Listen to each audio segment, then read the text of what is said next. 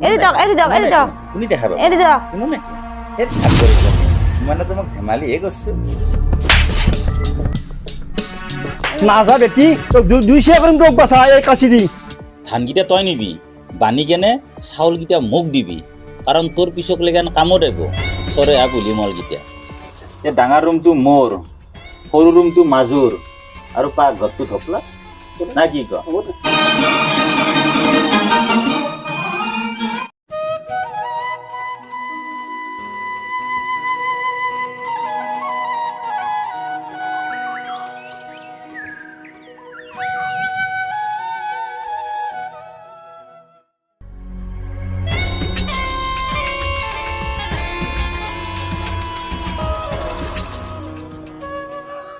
ৰাতিৰে অলপ আঞ্জা আছিল কিনো মিলে কিনে খা আঞ্জাও অলপমান মাছো 2 পিচ এৰে 1 পিচ মই লওঁ আৰু 1 পিচ গকুৰক দিওঁ এ থপলা যি দেখি সৰু এ থপলা গোটাইখিনি দিলোঁ দে থপলা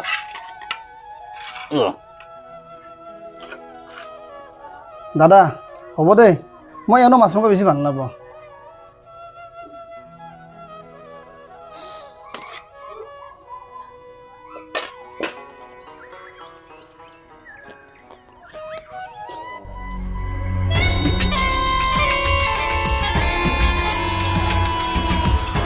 গফুৰ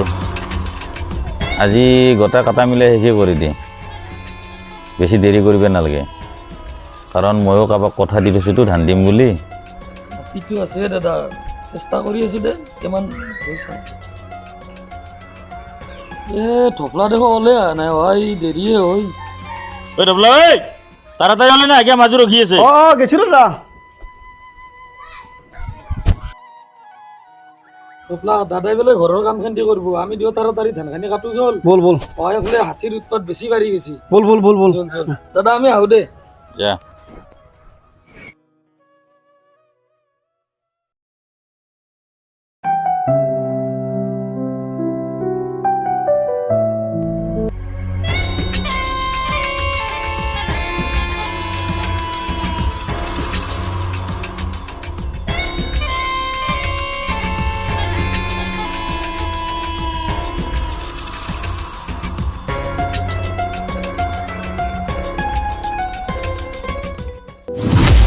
ডাঙৰ দা এলা কি কৰছি নেৰি দক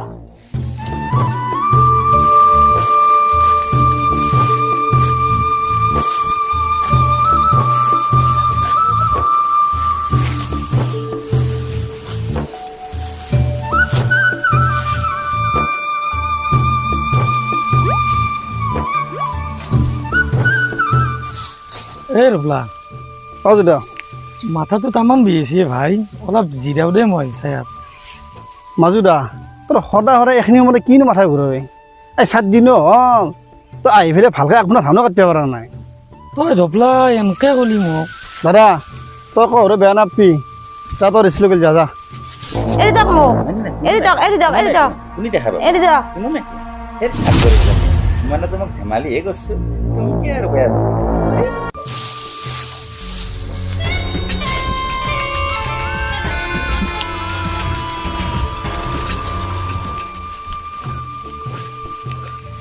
দাদাটোনো সদায় সদায় কি মাথা ঘূৰে ভাল ডক্তৰক দেখাবই লাগিব ৰ দাদা মোক এৰি দক মই তো আটা ভৰি দিম এৰি দক এই আপৰ জনী মই তোমাক মৰম কৰিব বিচাৰিছো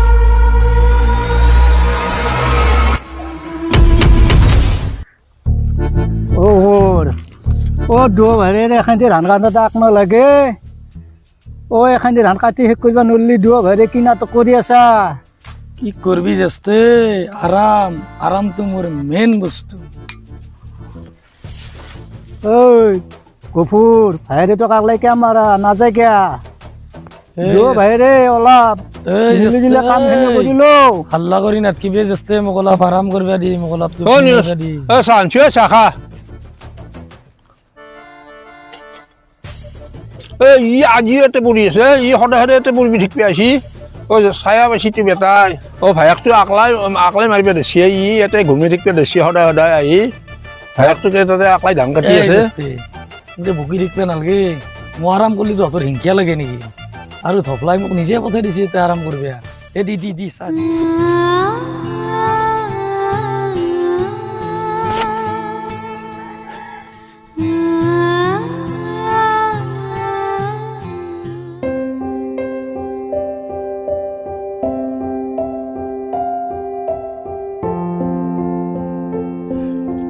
ও শুনছ পানী গ্লাছ লৈ আহচোন বহুত কষ্ট হ'লে আজি ধান আজি কষ্ট হৈছে দে ভাগৰো লাগিছে এই গল চাল উখি আছে আনা পানী ক'ত গেলা হা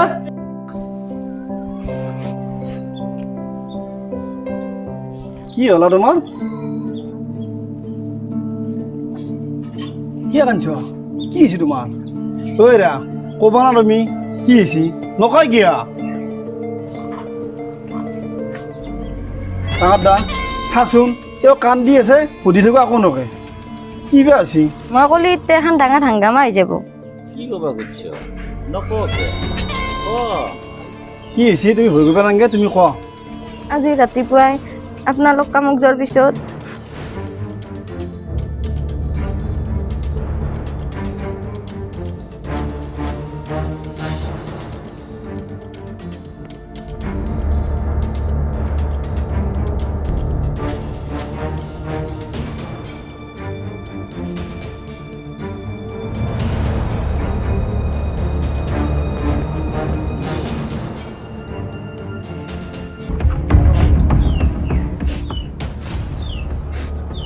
ধপলা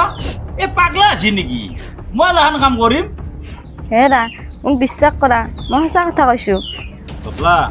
এই লাহান চব মিছা কথা কৈছে দেই এই সম্পত্তিৰ লোভত ষড়যন্ত্ৰ কৰি কেনে তোক আমাৰ পৰা কাহাৰ কৰি লৈ যাব বিচাৰি আছে ইয়াৰ এলা চব ষড়যন্ত্ৰ মোক বিশ্বাস কৰক মই মিছা কথা কোৱা নাই ধপলা এক বিশ্বাস নকৰবি ইয়ালা চব মিছা মাতি আছে মোক বিশ্বাস কৰক মই মিছা মাতা নাই এই মিছা কথা মাতিছি ধপলা, মই মিছা কথা মাতা নাই মই মিছা মাতা নাই বিশ্বাস কৰক ধপলা এই ষড়যন্ত্ৰ এলা চব মই মিছা কথা কোৱা নাই বিশ্বাস কৰক মোক এই মিছা কথা কৈছে ধপলা চুপ মই জানো কোনি সঁচা কৈছি কোনি মিছা কৈছি দাদাই মোক সঁচা হাতত দস্তি দি তই ভগৱান দাদাক বদনাম কৰিব আহিছা মই নাযাওঁ নাযা বেটি তোক দুই চিয়া কৰিম তোক বাচা এই কাচি দি মই নাযাওঁ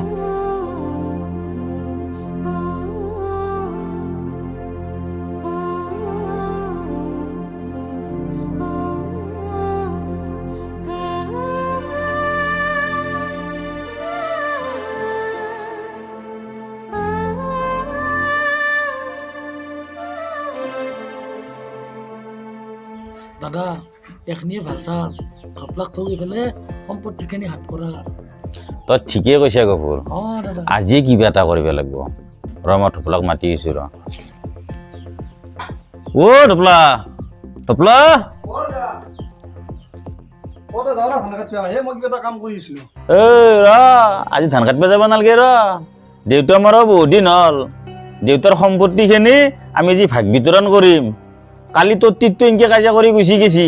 7 দিন পিছত ইয়াৰ টিটটো এই কিবা কাজিয়া কৰিব ঘৰত জট লগাব গতিকে সময় থাকোঁতে দেউতাৰ সম্পত্তিখিনি আমি যি ভাগ বিতৰণ কৰিম দাদা তই ঠিকে ভাবছা সময় থাকোঁতে ভাগ বতৰাটো কৰিব লাগে মোৰ ভাগ্যত বাৰু কোন অংগিনী ৰাধা আছে এই মৰমৰ ঘৰখন ধান পান কৰি পেলাওঁতে বেছি সময় নালাগে ঠিকে আছে দে দাদা যদি তই কথাটো ভাবছা ভাগ বতৰা কৰাৰ মোৰ একো আপত্তি নাই আমাৰ সেই স্কুলৰ কাষত 35 বিঘা মাটিখিনি আছে খেতিৰ মাটি আগে সেইখানি ভাগ বিতৰণ কৰোঁ লগতে ধানখান নিওঁ হ'ব দে আচ্ছা মাজত এটা কাম কৰোঁ ধানকেইটা তই নিবি বানি কেনে চাউলকেইটা মোক দিবি কাৰণ তোৰ পিছকলৈকে কামত আহিব চৰে পুলি মলকেইটা আৰু বাকী ঠেপলা খেৰখানি তই নিবি কাৰণ পিছকলৈকে গৰু ছাগাল বুলি তোৰ কামত আহিব না কি কম আজো দাদা তোৰ ভালে মোৰ ভাল ঠেপলা তই কি ক দাদা ঘৰখন যিহেতু তই ডাঙৰ তই যিটো কাম কৰা মোৰ কোনো আপত্তি নাই বাকী আমাৰ এইখিনি হৈ গ'ল থাকিল মাটিখিনি ধানখানে কাটা মৰা হোৱাৰ পিছত আমি ধুনীয়াকৈ মাটিখিনি ভাগ বিতৰণ কৰিম এতিয়া আমাৰ ঘৰৰ পিছফালে যিকেইটা গাছ আছে সেই গাছকেইটা আমি ভাগ বিতৰণ কৰোঁ আচ্ছা ঠেপলা তয়ো কচোন আমাৰ ঘৰৰ পিছফালে থকা কোনকেইটা গাছ ডাঙৰ দাদা ডাঙৰ দেখোন কাটি দিলে আছে হয় নেকি যা আজিৰ পৰা তোকে বাকৰি কেইটা দিলোঁ যা মাজু হেপলাইটো পাকৰি গিদিলে ৰলা বাকী আৰু পিছফালে কি ডাঙৰ গাছ আছে দাদা সি মেলি দিলে শিমেলি গিদিলে আছে নেকি তে আজিৰ পৰা শিমেলি গিদিলা তোৰ থাকিল কি চেগুন গিডাল সৰু এ যা চেগুন গিদিলে আজিৰ পৰা মৰে যা তহঁতৰ কিবা আপত্তি আছে নেকি নাই দাদা নাই নাই দাদা মাজু মোৰ আপত্তি নাই মই ভালেই পালো সি মেলি তোলাখিনি মোৰ কাম দিব গাড়ীও বনাব পাৰিম দাদা তই দেখোন ডাঙৰ ৰাজলে দিলি কিনো আপত্তি কোৱা আমাৰ দে হ'ব দে তে চেগুন গিদিলে মোৰ দে দে হ'ব, দে, হ'ব। হ'ব। ঠিক আছে বাকী দাদা গোটেইখানিতো হ'লে থাকিল ঘৰটো ভাগ বতৰা কৰি লওঁ দে কৰো ৰ ৰুম হৈছে দুটা এতিয়া তহঁত দুটকে যিহেতুকে মই ডাঙৰ ৰুমটো মই লওঁ দে নাই কি কয় দেখা তহঁতৰ কিবা আপত্তি আছে নাই দে নাই একো আপত্তি নাই আমাৰ হ'ব দে। এতিয়া ডাঙৰ ৰুমটো মোৰ সৰু ৰুমটো মাজুৰ আৰু পাকঘৰটো থপলা নাই কি কয় হ'ব দে মাজু দে হ'ব দে হ'ব দে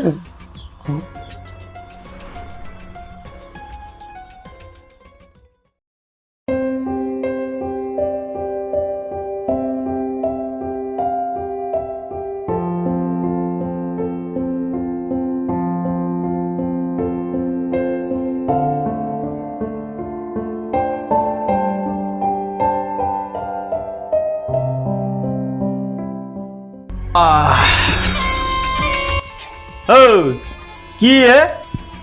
কি ভাগ বতৰা হৈ গেছি এইটো মোৰ ৰুম দাদা মই তাতে কি থাকোঁ দুৱা জিবিয়াকে থাকোঁ দে য'তে থাকা থাক এৰ পৰা ওলো যা যা যা যা ওলো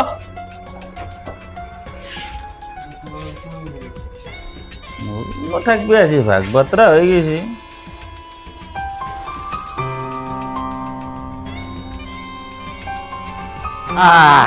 আজি মই এটা বেলেগ ফিল পাইছোঁ এনকে বাগাৰ দি ভাগ বতৰা হৈ গেছি সিও মান্তি হৈছি এতে ৰুমৰ যত বত কৰবি